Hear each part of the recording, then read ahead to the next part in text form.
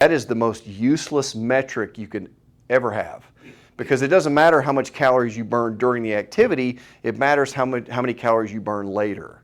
And really, when you're on the treadmill or you're on the Stairmaster, you're really just burning like stored glycogen, because you'll use up all the sugar in the bloodstream first, and then your liver will release stored sugar, which is called glycogen, into the bloodstream, and that's really what you're burning. You're never dipping into fat stores while you're on the treadmill or you're on the Stairmaster or on the cycle, unless you're doing metabolic conditioning.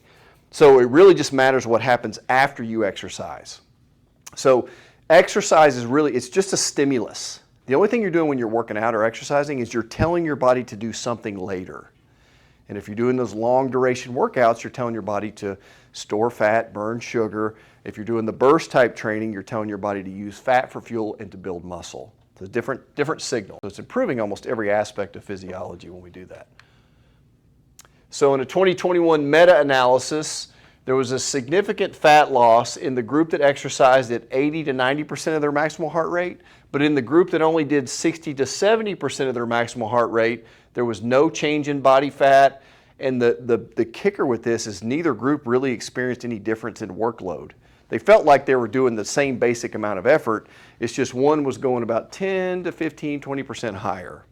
That's why when you look at all these F45 classes and Orange Theory and Iron Tribe, I think those things are great for culture, and they sort of get you going and get you moving, but none of those are really considered high intensity. Another study, a small group, used metabolic conditioning over 12 weeks, just 12 weeks, 3 months, and they lost an average of 0.3 pounds of fat from their waistline, which is an entire stick of butter, and then around their butt, hips, and thighs, they lost about 3 pounds of pure fat from their trunk in that same time span. So that's the difference between just working out or taking it to that little bit of an extra level. Because when you go as hard as you can go, you're telling your body, I got to get ready for this the next time he does that.